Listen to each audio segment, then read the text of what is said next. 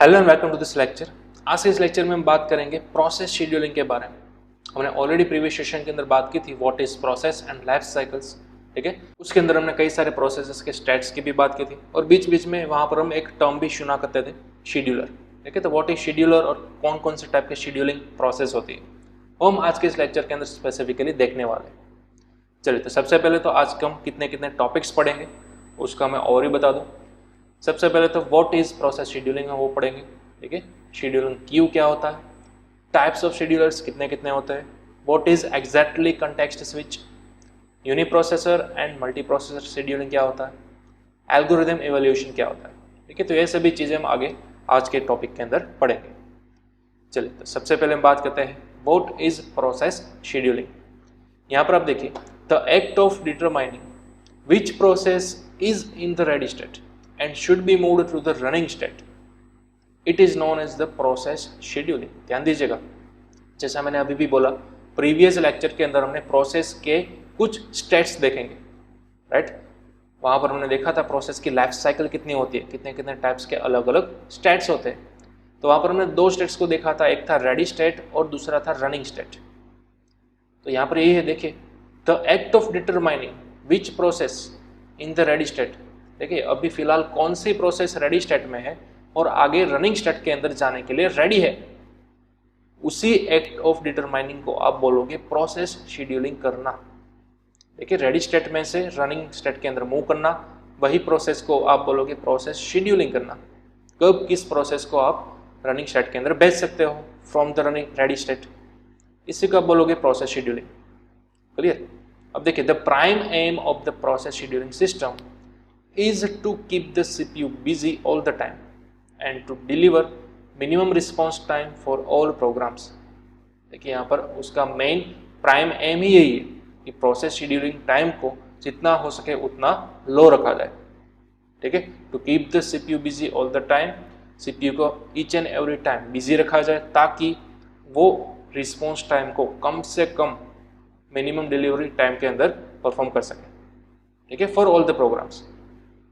हाँ, for achieving this, the CPU scheduler must apply appropriate rules for swapping process in and out of CPU। मतलब कि यही वाला गोल को अचीव करने के लिए, ठीक है, जितना हो सके उतना मिनिमम रिस्पॉन्स टाइम डिलीवर करने के लिए कुछ शेड्यूलर को अपने अप्रोप्रिएट रूल्स या फिर एल्गोरिथम्स भी परफॉर्म करने पड़ते हैं ताकि वो CPU के अंदर कौन सी प्रोसेस को इन कर सके और आउट कर सके, यानी कि स्वैपिंग ऑफ द प्रोसेस कर सके CPU के अंदर, ठीक है। तो यही उसका मेन एजेंडा होता है, उसका मेन प्राइम एम ही यही होता है, समझ रहे हो। तो प्रोसेस शेड्यूलिंग करना, अगेन ओवरव्यू क्या है, रेडी स्टेट में से रनिंग स्टेट के अंदर भेजना किसी प्रोसेस को जो कि रनिंग स्टेट के अंदर रन होने के लिए, एग्जीक्यूट होने के लिए कंप्लीटली रेडी है। तो उसी एक्ट ऑफ डिटरमाइनिंग प्रोसेस को आप बोलोगे प्रोसेस शेड्यूलिंग, ठीक है। और यहाँ पर हमारा मेन एजेंडा क्या रहेगा, मिनिमम रिस्पॉन्स टाइम को जितना हो सके उतना कम रखा जाए, मिनिमम रखा जाए बाय बिजिंग CPU, ओके। और हाँ, स्वैपिंग प्रोसेस की, यानी कि CPU के अंदर इन करना और उसके अंदर से आउट करना, वो भी शेड्यूलर को ही डिसाइड करना होगा by using appropriate rules. Clear. चलिए, तो ये हमने समझा व्हाट इज प्रोसेस शेड्यूलिंग। अब हम बात करेंगे शेड्यूलिंग क्यूज के बारे में, what is exactly scheduling queues. तो देखिए, यहाँ पर सबसे पहले तो all processes upon entering into the system are stored in the job queue. ध्यान दीजिएगा, जितनी भी प्रोसेस सिस्टम के अंदर एंटर होती है, ठीक है, वो सबसे पहले स्टोर की जाती है जॉब क्यू के अंदर। Processes in the ready state are placed in the ready queue. जितनी भी प्रोसेस रेडी स्टेट के अंदर होती है, और अब मैंने सीख लिया था ऑलरेडी प्रीवियस सेशन के अंदर कि रेडी स्टेट के अंदर मल्टीपल प्रोसेसेस हो सकती है, राइट। तो वो मल्टीपल प्रोसेसेस एग्जैक्टली किस जगह पर होगी, तो वहां पर भी एक क्यू होता है जहाँ, जिसको हम बोलेंगे रेडी क्यू, ठीक है। तो रेडी क्यू कहाँ पे होता है, रेडी स्टेट के अंदर होता है और वहीं पर सभी प्रोसेसेस प्लेस की जाती है। क्लियर। अब देखिए, processes waiting for a device to become available are placed in the devices queue, ठीक है। अब कुछ ऐसी प्रोसेस भी होती है जिसको कोई एक्सटर्नल IO इवेंट हैपन करने के लिए वेट कर रही होती है, ठीक है, उसको ऑकर करने के लिए वेट कर रही होती है, तब भी वो अवेलेबल होती है। तो ऐसी प्रोसेसेस अवेलेबल तो होती है लेकिन वो रेडी क्यू के अंदर अवेलेबल नहीं होती, वो एक और नए क्यू के अंदर अवेलेबल होती है जिसको हम बोलेंगे डिवाइस क्यूज, ठीक है। There are unique device queues available for each input output device. Based on IO devices, यहाँ पर आपको डिवाइस क्यूज नंबर ऑफ देखने को मिलेगा, ठीक है, unique each and every device के बेस पर। क्लियर? तो अगेन 3 टाइप के हमने यहाँ पर क्यू देखे, जॉब क्यू, रेडी क्यू और डिवाइस क्यू। फिर से बता रहा हूँ मैं, जो भी प्रोसेस है जो कि सिस्टम के अंदर फर्स्ट टाइम आ रही है वो स्टोर की जाती है जॉब क्यू के अंदर, ठीक है। ऐसी प्रोसेसेस जो कि रेडी स्टेट के अंदर प्लेस की जाती है, ठीक है, सभी प्रोसेस जो कि न्यू स्टेट में से आ रही है रेडी स्टेट के अंदर, तो वो सभी स्टेट रेडी स्टेट के अंदर आती है, वो सभी प्रोसेसेस रेडी स्टेट के अंदर आती है, लेकिन वो वहां पर किस जगह पर एग्जैक्टली स्टोर की जाती है, प्लेस की जाती है, रेडी क्यू के अंदर। और नेक्स्ट हमने समझा डिवाइस क्यू, जिसके अंदर ऐसी प्रोसेसेस होगी जो कि एग्जीक्यूट होने के लिए कुछ एक्सटर्नल IO इवेंट का वेट कर रही है, ठीक है। तो 3 टाइप के हमने क्यूज देखे। चलिए अब यहाँ पर अगेन यही दिखा रहा है, a new process is initially put in the ready Q, ठीक है। नई प्रोसेस जब भी आती है तो सबसे पहले कहाँ पे रखी जाती है, रेडी क्यू के अंदर। It waits in the ready queue until it is selected for execution और डिस्पैच्ड। रेडी क्यू के अंदर कई सारी प्रोसेसेस होती है, वो तब तक वहीं पर रहती है और वेट करती है जब तक कि उसकी बारी ना आ जाए एग्जीक्यूट होने के लिए। Clear? Once the process is assigned to the CPU and is executing, one of the following several events can occur। अगर वो प्रोसेस सिलेक्ट की जाती है by the CPU for execute होने के लिए, ठीक है, वो एग्जीक्यूट होने भी लगती है, तब इनमें से कई सारे इवेंट्स अकर हो सकती है। कितनी इवेंट्स यहाँ पर लिस्ट डाउन की गई है, देखिए। सपोज केस नंबर 1 की बात करें तो वो process could issue an IO request and then be placed in the IO Q.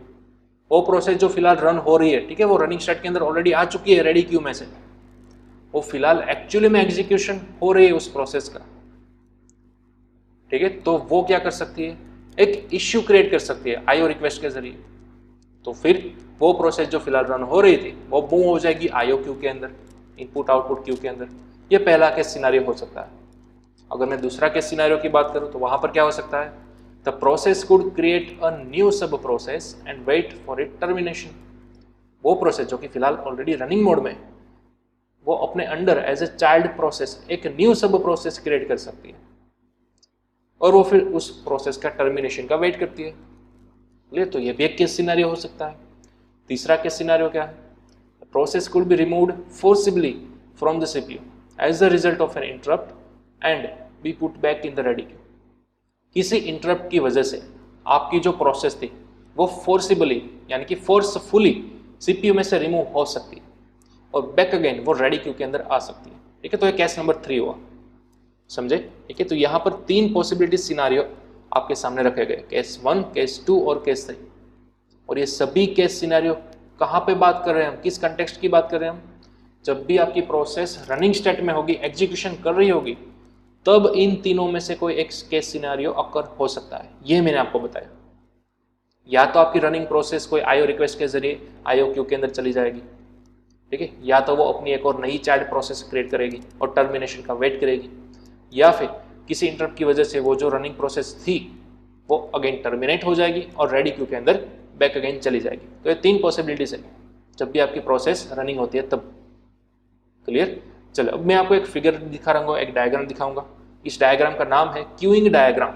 जो भी हमने अभी बात की, ठीक है, क्यूज की, वो सबसे पहले यहाँ पर किस तरह से हम पिक्टोरियल रिप्रेजेंटेशन के अंदर देखेंगे, ठीक है, वो समझ लेते हैं। देखिए यहाँ पर सबसे पहले एक नई प्रोसेस एंटर करती है, तो हमने अभी भी बात की वो रेडी क्यू के अंदर आती है, ठीक है, और यहाँ पर आपकी प्रोसेस सभी जो है वो रेडी स्टेट के अंदर होती है।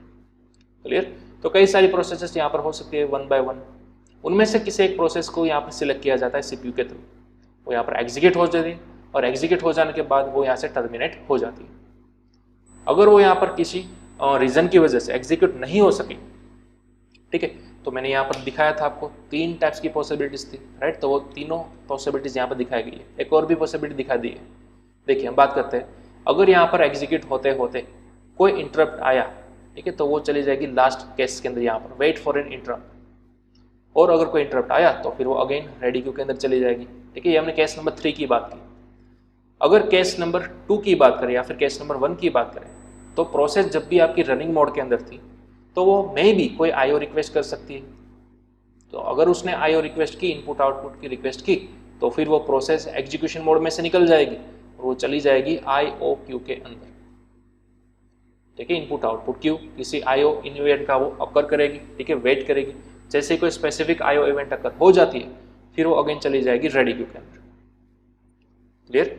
और हमने केस नंबर 2 का भी बात किया था, ठीक है, कि अगर वो प्रोसेस जो कि हाल में रनिंग में उन्होंने अगर एक नई सब प्रोसेस क्रिएट की, यानी कि उसको टेक्निकली हम बोलेंगे फोर्क अ चाइल्ड, ठीक है, यानी कि कुछ नहीं, सिंपल भाषा में अगर मैं बात करूं तो ऑलरेडी ये जो रनिंग प्रोसेस थी उसकी एक नई चाइल्ड प्रोसेस, एक न्यू सब प्रोसेस क्रिएट हो गई।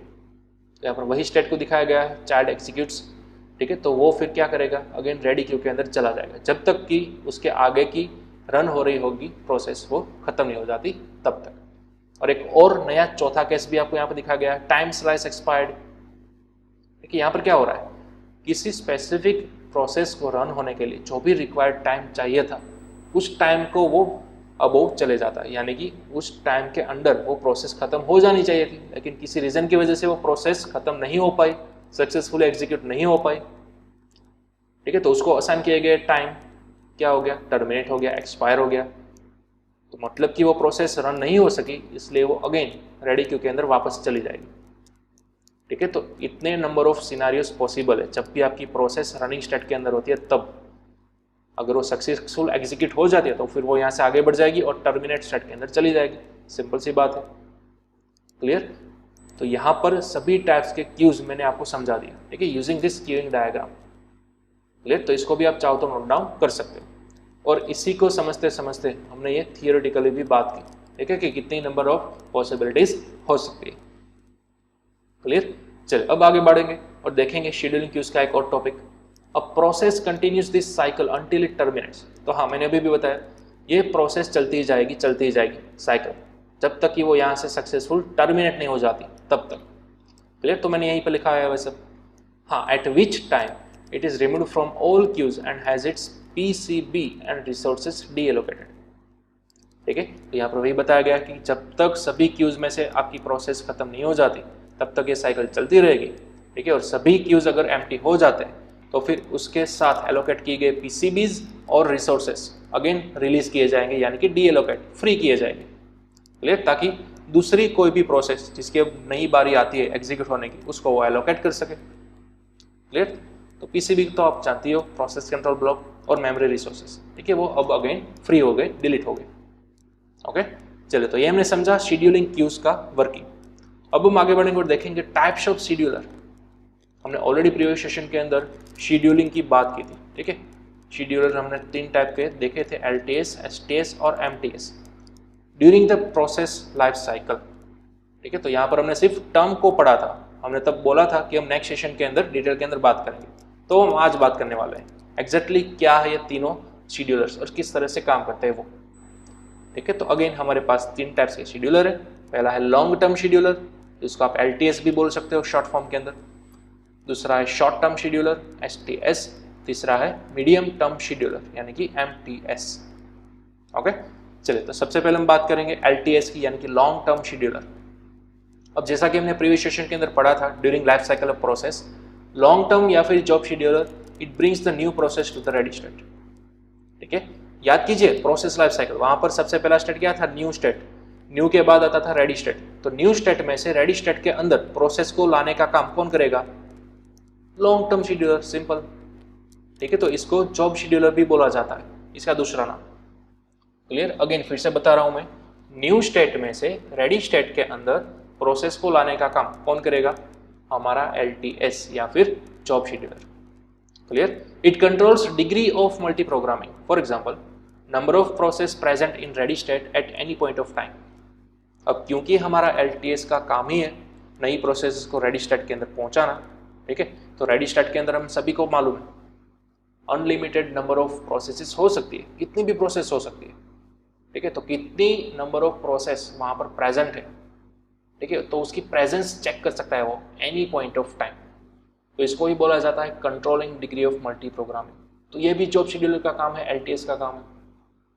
ठीक है, और हाँ, एलटीएस रन्स लेस फ्रिक्वेंटली। ठीक है, एलटीएस जो है वो as compare to any other scheduler बहुत ही कम बार एग्जीक्यूट होता है, रन होता है। ठीक है, क्यों, क्योंकि इसका काम ही यही है ना कि न्यू प्रोसेस को रेडी स्टेट के अंदर लाना। लेकिन न्यू प्रोसेस जब बनेगी तब वो ला पाएगा ना, न्यू प्रोसेस लाइफ टाइम थोड़ी ना ऑटोमेटिक बनती है, वो तो डिपेंड्स करता है सिस्टम पर या फिर यूजर एक्टिविटी पर। तो इसलिए LTS बहुत ही less time of frequently run होता है। क्लियर? चलिए, अब long term schedulers decide which program must get into the job Q.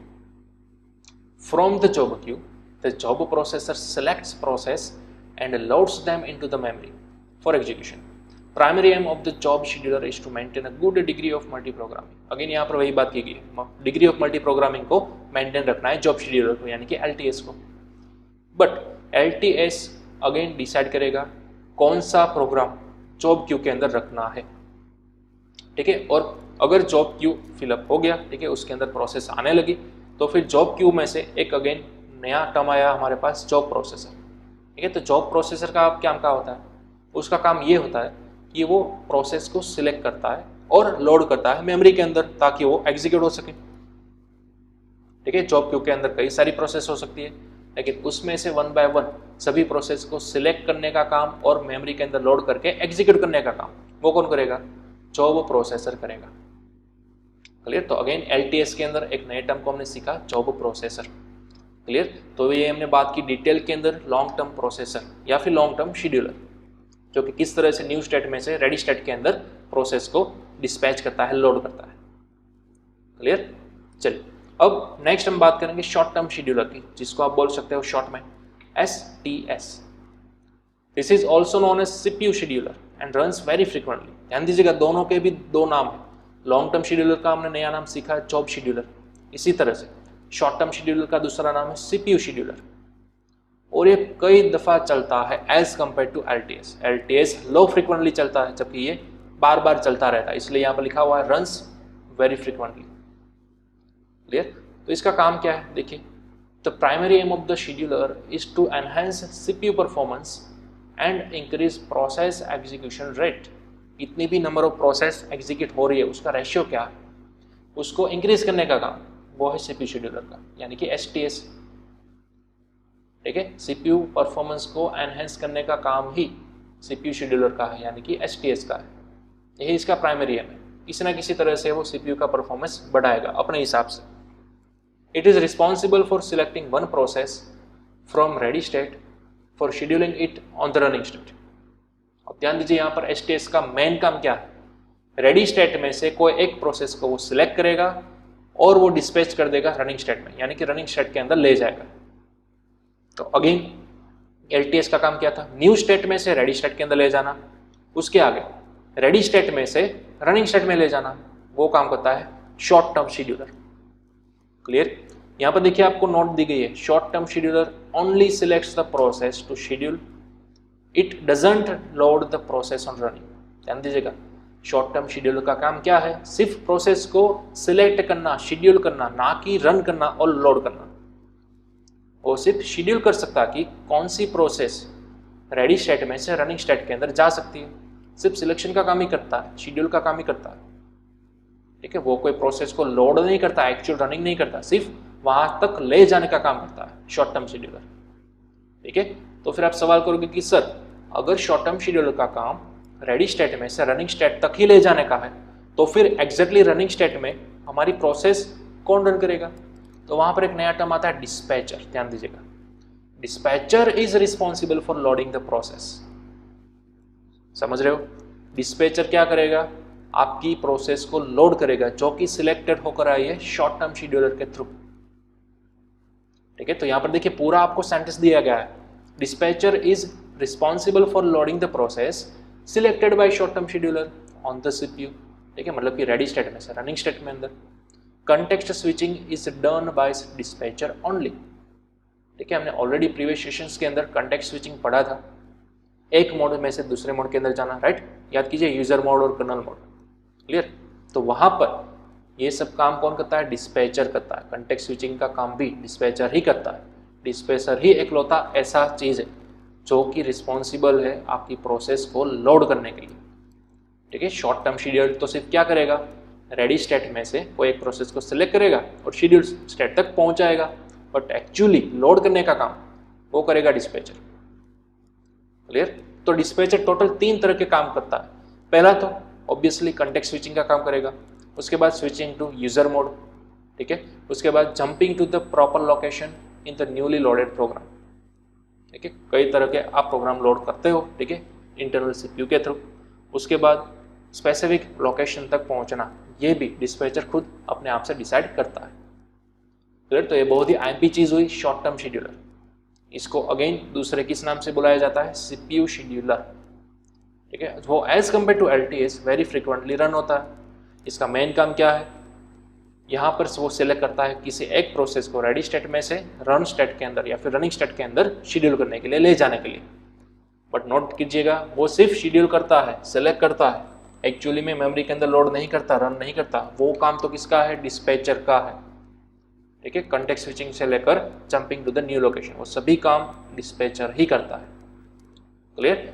तो वन टाइप ऑफ ये आप फिलहाल इस लेक्चर के अंदर क्या समझ रहे हो? वो जो प्रोसेस की लाइफ साइकिल थी ना, ठीक है, उसका इनसाइट समझ रहे हो आप।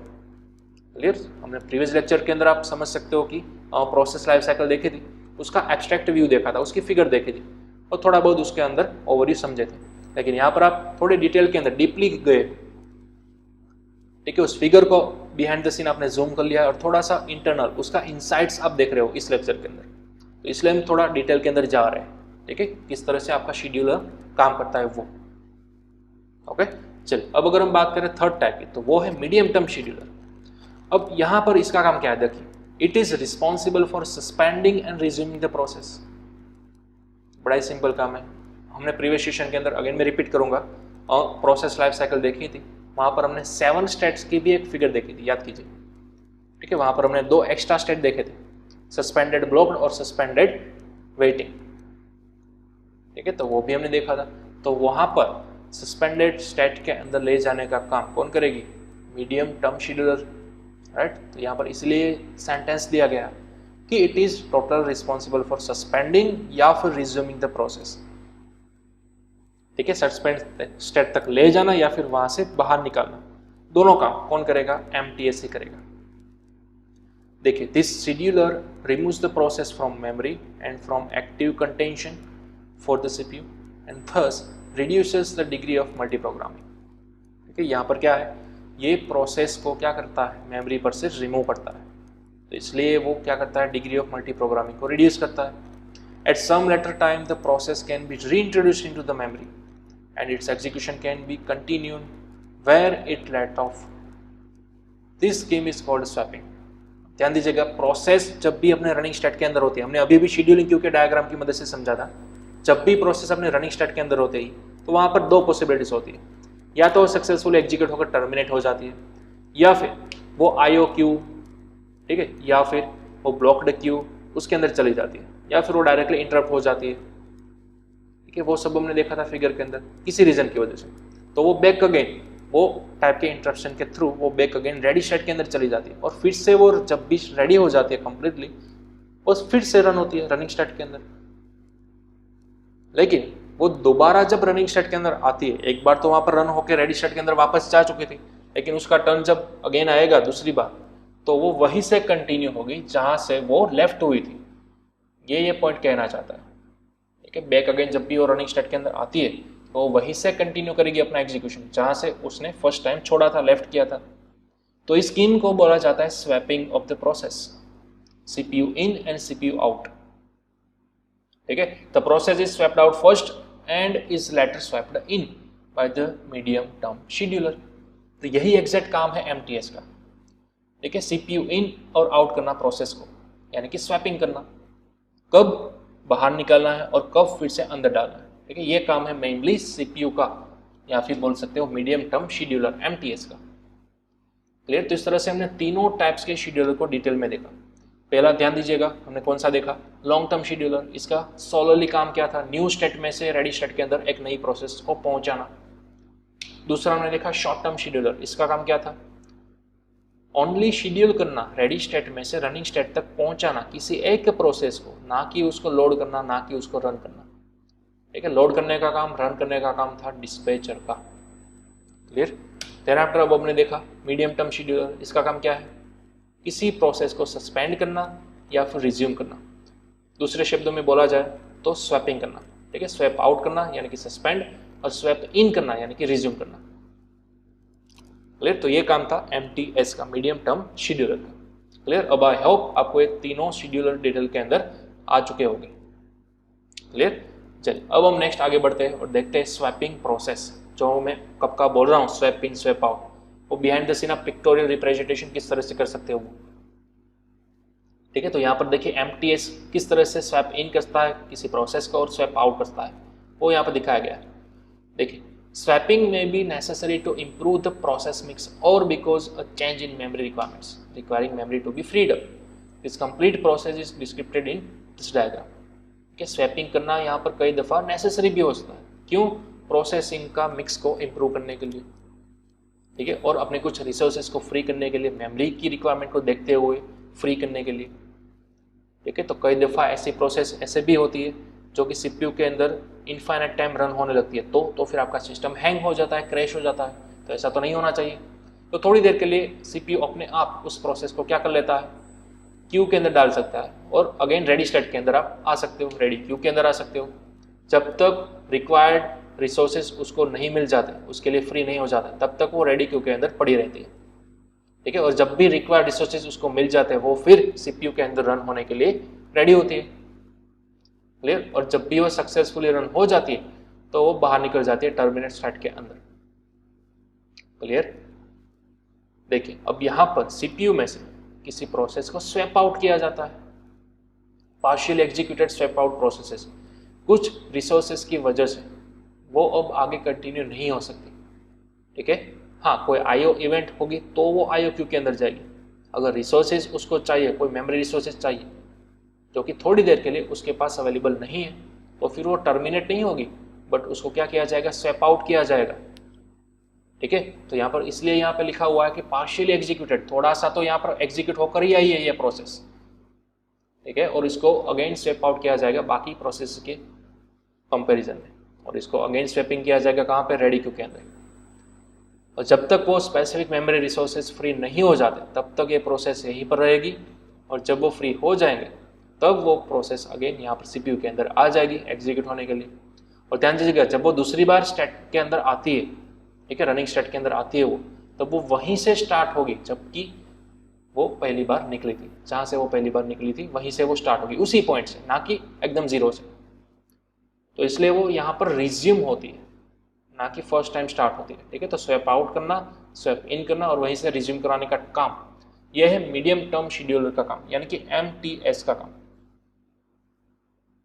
ठीक है, तो ये जो आप डायग्राम देख रहे हो, ये नीचे वाला थोड़ा डायग्राम मैंने कट कर लिया। ठीक है, और ऊपर ये सिर्फ नए डायग्राम को मैंने जोड़ दिया, तो इसलिए यहाँ पर लिखा हुआ है addition of medium term scheduling to the queue in diagram. जो लेक्चर के स्टार्टिंग में हमने देखा था ना, क्यू इन डायग्राम बड़ा वाला, इसी ब्लू फिगर का वाला, ठीक है, वो तो यहाँ पर नीचे पूरा है ही, उसके ऊपर की ओर हमने यहाँ पर ये पार्ट जोड़ दिया। क्लियर? जो कि स्वैपिंग की प्रोसेस रिप्रेजेंट कर रहा है वो।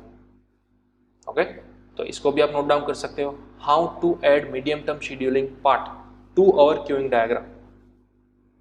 क्लियर? तो बाय होप आपको तीनों शेड्यूलर को डिटेल के अंदर समझ में आ गया होगा, और किस तरह से कौन से स्टेट में से किस स्टेट तक पहुंचाने का काम एग्जैक्टली कौन करता है वो। कई बार शेड्यूलर भी करते हैं, कई बार शेड्यूलर के अंदर मौजूद कोई नए टास्क भी करते हैं, राइट, कोई नए प्रोसेस या फिर डिस्पैचर, ठीक है, वो भी कर सकते हैं। चलिए, अब अगर हम नेक्स्ट बात करें तो यहाँ पर है क्यूइंग और शेड्यूलिंग का दोनों का मिक्स्ड डायग्राम। अब इसको आपको ध्यान से समझना है। देखिए, सबसे पहले यहाँ से हम स्टार्ट करेंगे, बैच जॉब्स, आपकी नंबर ऑफ जॉब्स जो होते हैं, ठीक है, वो यहाँ पर आते हैं, राइट। तो यहाँ पर उसका क्या बनता है, एक बैच बनता है, नंबर ऑफ जॉब्स का एक पूरा का पूरा बैच बनता है। ठीक है, तो हमने अभी अभी सीखा लॉन्ग टर्म शेड्यूल का काम क्या है, जॉब्स को रेडी क्यू के अंदर लाना। तो यहाँ पर देखिए, इसलिए इंडिकेट किया गया है लॉन्ग टर्म शेड्यूलर, जो क्या करेगा, आपकी पूरी बैच जॉब्स को लोड करेगा रेडी क्यू के अंदर। देखिए, यहाँ पर इंटरेक्टिव यूजर्स भी हो सकते हैं। क्लियर? अब रेडी क्यू के अंदर आ चुका है, नंबर ऑफ प्रोसेसेस या फिर number of jobs ready queue के अंदर आ चुकी है। तो हमने अभी अभी सीखा था ना कि रेडी क्यू में से कोई एक प्रोसेस सिलेक्ट की जाएगी यूजिंग शॉर्ट टर्म शेड्यूलिंग, और वो CPU के अंदर या फिर प्रोसेसर के अंदर रनिंग स्टेट के अंदर आ जाएगी। क्लियर? फिर से रेडी क्यू के अंदर कई सारी नंबर ऑफ प्रोसेसेस हो सकती है, उसमें से कोई एक प्रोसेस सिलेक्ट की जाएगी शॉर्ट टर्म शेड्यूलर के द्वारा, और वो प्रोसेसर के अंदर या फिर CPU के अंदर रनिंग स्टेट के अंदर पुटअप की जाएगी। क्लियर? अगर वो सक्सेसफुल एग्जीक्यूट हो गई, किसी भी तरह का इंटरप्शन नहीं मिला, तो वो फाइनली रिलीज हो जाएगी, टर्मिनेट हो जाएगी, ठीक है। या फिर दूसरी पॉसिबिलिटीज, टाइम आउट हो जाएगा तो वो अगेन रेडी क्यू के अंदर आ जाएगी, ये दूसरी पॉसिबिलिटीज होगी, क्लियर। या फिर मीडियम टर्म शेड्यूलर के थ्रू वो सस्पेंडेड स्टेट के अंदर आ जाएगी और अगेन जब वो रेडी होगी तो वो रेडी क्यू के अंदर बैक अगेन दी जाएगी, क्लियर।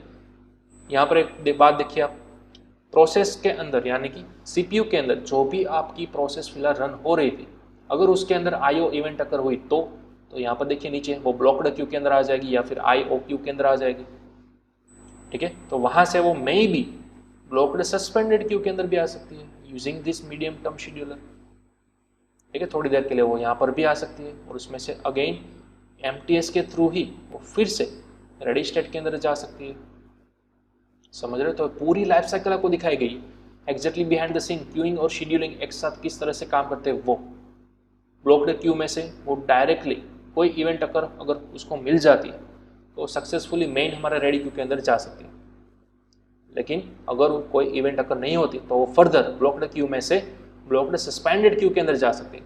तो ये सभी स्टेट को आप याद कीजिए, हमने प्रीवियस सेशन के अंदर ऑलरेडी पढ़ा था, fully life cycle of process, ठीक है। वहाँ पर हमने टोटल 7 टाइप के स्टेट्स देखे थे, तो ये यही की बात हो रही है, ठीक है। वहाँ पर हमने देखा था ना 2 नए स्टेट्स, सस्पेंडेड रेडी स्टेट और सस्पेंडेड ब्लॉक्ड स्टेट, तो ये दोनों वही स्टेट की बात कर रहे हैं। तो उस तक पहुँचाने का काम कौन करेगा, एमटीएस करेगा, मीडियम टर्म शेड्यूलिंग करेगा, क्लियर। तो इस पूरे डायग्राम को भी आप नोट डाउन कर सकते हो, क्यूइंग एंड शेड्यूलिंग। तो यहाँ पर हमारे दोनों लेक्चर्स एक साथ लिंकअप हुए थे, प्रीवियस लेक्चर भी और ये आज का लेक्चर भी, ठीक है। प्रीवियस लेक्चर के अंदर हमने देखा था फुल्ली प्रोसेस लाइफ साइकिल को, वहाँ पर अगेन मैं रिपीट करूँगा, हमने एब्स्ट्रैक्ट व्यू देखा था, जो भी हमने 7 टाइप के स्टेट देखे थे ना, वहाँ पर हमने आज के लेक्चर में थोड़ा सा जूम इन किया, उस फिगर को जूम इन किया और बिहाइंड द सीन क्या होता है वो हमने डिटेल के अंदर देखा, ईच एंड एवरी एस्पेक्ट को, क्लियर। तो ये टोटली अगेन मैं रिपीट करूंगा, ऑपरेटिंग सिस्टम जो सब्जेक्ट है आपका वो फुल्ली थियोरेटिकली है, लेकिन बिहाइंड द सीन किस तरह से आपका सीपीयू काम करता है, ठीक है, कौन सी प्रोसेस किस तरह से रन होती है, वो हमने आज के सेशन के अंदर डिटेल में देखा। कौन सा शेड्यूलर कब कहाँ पर किस तरह से एग्जीक्यूट करता है आपकी प्रोसेस को, ठीक है, किस तरह से हैंडल करता है, मेंटेन करता है, वो सब हमने आज के सेशन के अंदर देखा, क्लियर। चलिए, तो अब नेक्स्ट अगर हम बात करें डिफरेंसेस ऑफ शेड्यूलर्स, तो देखिए जो भी हमने आज तीनों टाइप्स के शेड्यूलर देखे उनका एक ही साथ मैं आपको यहाँ पर डिफरेंस दिखाना चाहता हूँ, long term scheduler, short term scheduler और मीडियम टर्म शेड्यूलर, ठीक है। लॉन्ग टर्म शेड्यूलर की बात करें तो इसको आप जॉब शेड्यूलर भी बोल सकते हो, शॉर्ट टर्म शेड्यूलर को आप सीपीयू शेड्यूलर भी बोल सकते हो, जबकि यहाँ पर एक ही नाम था medium term scheduler, it is a process swapping scheduler, ठीक है। अगर आप नाम देना भी चाहते हो तब दे सकते हो प्रोसेस स्वैपिंग शेड्यूलर, क्योंकि इसका मेन काम ही वही था, क्लियर। अब अगर हम स्पीड को कंपेयर करने आए तो स्पीड लॉन्ग टर्म शेड्यूलर की लेस होती है देन शॉर्ट टर्म शेड्यूलर, जबकि शॉर्ट टर्म शेड्यूलर की स्पीड सबसे फास्ट होती है दोनों शेड्यूलर के कंपैरिजन में, ठीक है। जबकि मीडियम टर्म शेड्यूलर की speed between short and long term scheduler, यानी कि बहुत कम भी नहीं बहुत ज़्यादा भी नहीं।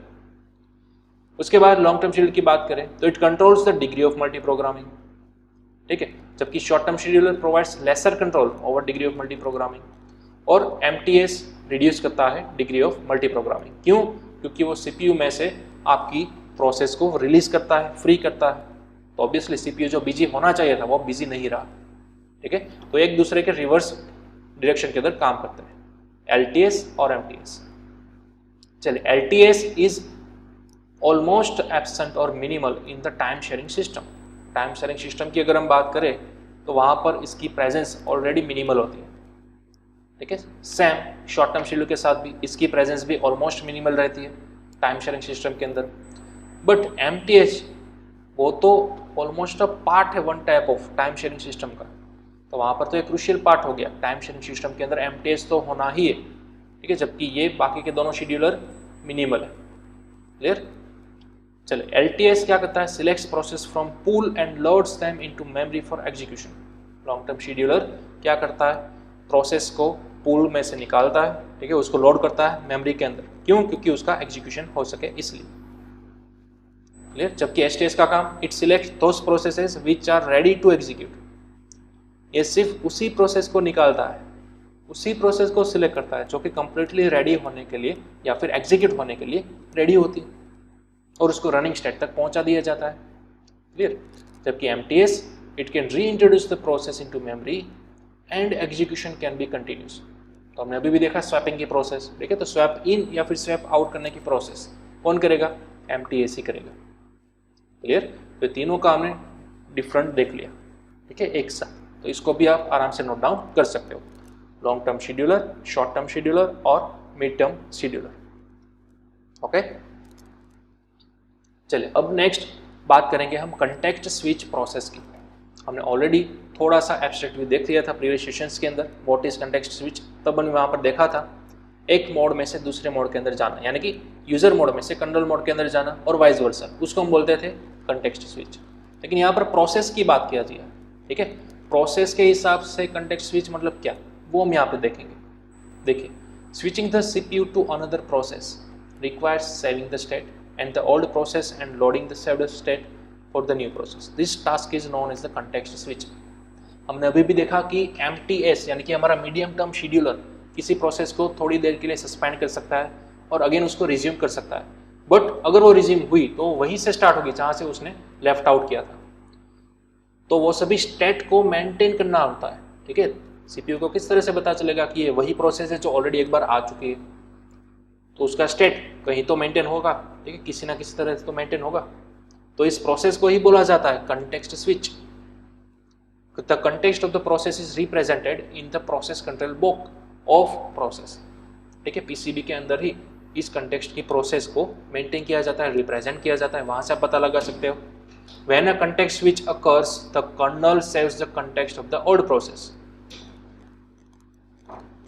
देखिए यहाँ पर आपको क्या दिया गया, when a context switch occur, ठीक है, कोई भी कंटेक्स्ट स्विच अकर हो रही है, बन रही है, तो फिर कर्नल क्या करेगा, उस कंटेक्स्ट को सेव करेगा, ठीक है, और ओल्ड प्रोसेस को PCB के अंदर रखेगा और क्या करेगा, नए सेव्ड किए गए कंटेक्स्ट को लोड करेगा from new process schedule to run. तो यहाँ पर आप इस फिगर को पहले समझ लीजिए। यहाँ पर सपोज हमारे पास है प्रोसेस P1, ठीक है, तो सबसे पहले क्या करेगा, इस P1 प्रोसेस के स्टेट को सेव करेगा हमारे CPU के अंदर। उसके बाद सपोज प्रोसेस P2 आई तो उसको वो क्या करेगा, रिस्टोर कर देगा। यहाँ पर देखिए एरोस का खास इंपॉर्टेंस है, ठीक है, एरोस कहाँ से कहाँ आ रहा है वो दिखेगा।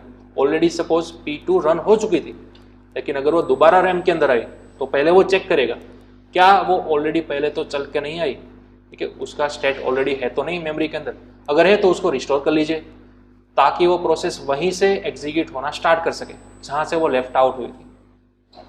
क्लियर? अगर वो फर्स्ट टाइम आ रही है प्रोसेस P2 तो उसका सेव कीजिए स्टेट, ठीक है।